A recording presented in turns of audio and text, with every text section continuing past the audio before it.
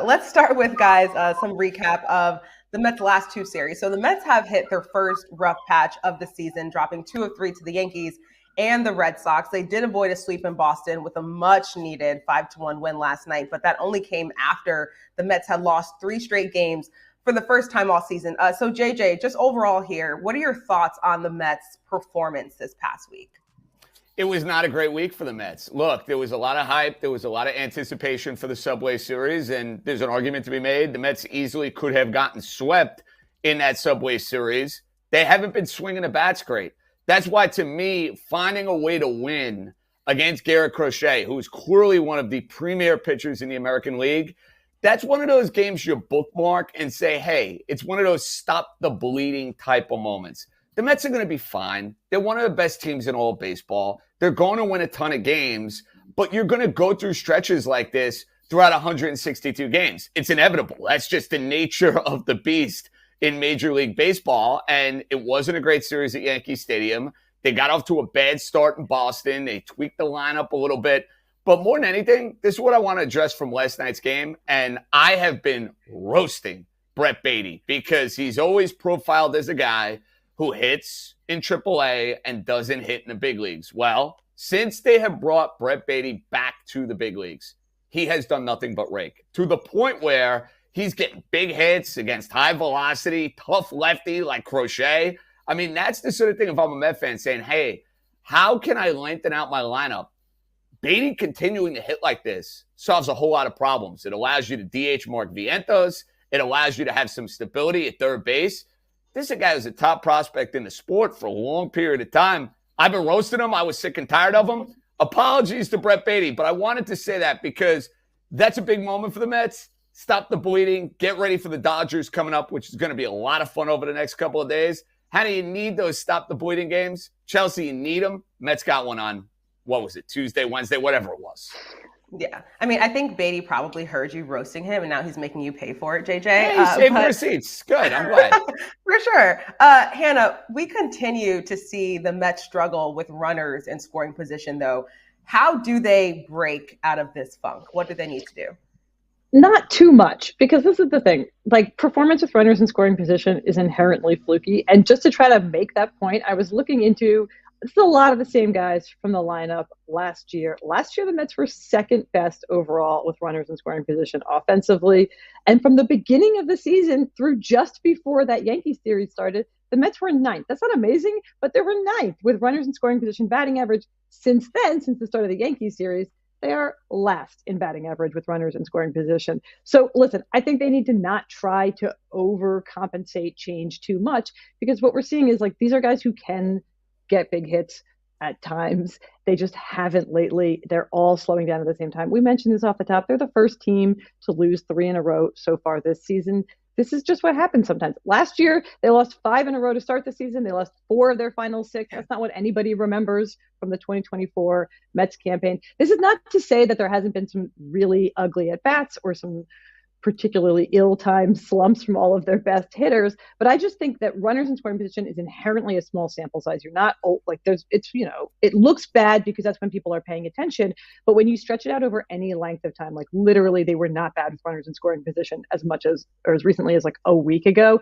So I think what they need to do is not try to change too much. I mean, even in the way that Carlos Mendoza has been talking about what they're doing wrong in those big spots, feels like he's saying they're too passive and then he's saying they're too aggressive. And it's like, that can be the problem with trying to adjust too much on the fly to something that is, again, inherently pretty fluky.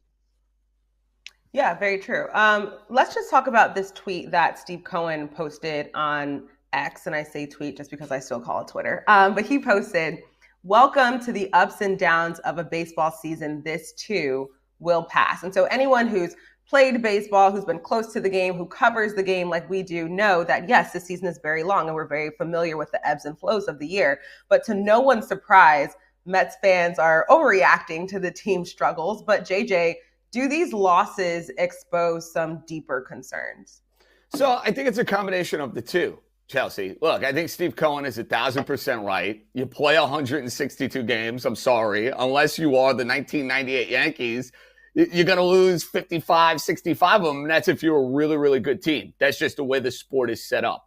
However, this stretch of games, I think it has exposed some of the weakness within the New York Mets, where they have been heavily reliant on specifically Francisco Lindor and Pete Alonso, who got off to tremendous starts. Alonso was hitting from day one.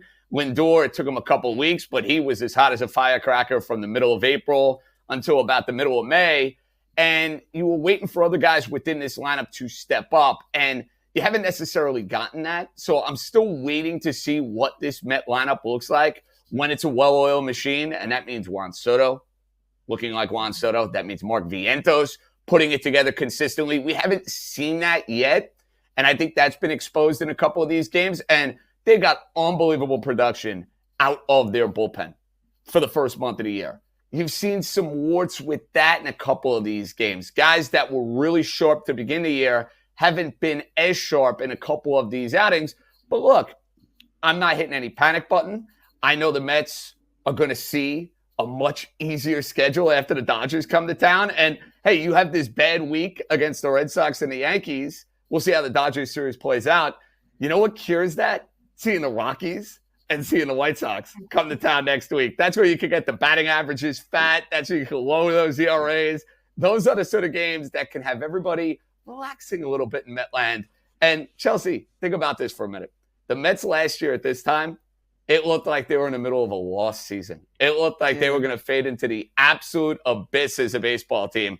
So I think they can handle, a bad week. It does happen. No, for sure, JJ. I mean, Hannah, what do you think? Do you think that this exposes some deeper concerns? Are you kind of feeling like JJ, that we all kind of need to relax a bit? Everything you said, JJ, I was paying super close attention, but I was also using half my brain to try to think about, if we did call it X, what would you call tweets? X's? Oh boy, good luck with that. What are they? Can I solve that riddle after the show, please? Thank you, Hannah. We'll save that. We'll save that for later. And I'm like, what would they be if they were X? If it was X, they would be X's. Yeah. I mean, I understand. I actually think that if you are on the team, so this applies to Steve Cohen, the owner, and this applies to Juan Soto, the star player.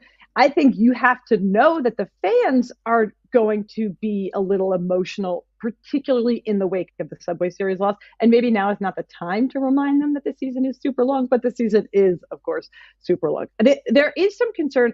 JJ touched on this.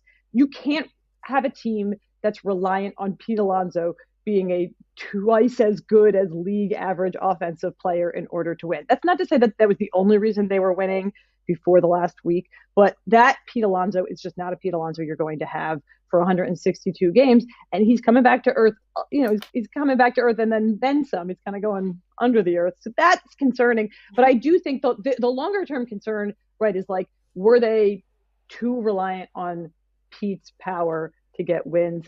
And I also just think that the starting rotation, the way that it was to start, this has not been a problem of late, but we're going to talk about they're going to get some starting pitching back. So I think they'll start to win in different ways, but I do think it won't look like it did for that first month of the season, because you're just not going to have Pete Alonso 200 plus WRC plus guys. So that's the one thing that I'm like, it's not so much, oh, that's cause for concern, he's going to be bad forever, but it is like, he's not going to get back to those heights this season, and they're going to have to figure out a way to win without that.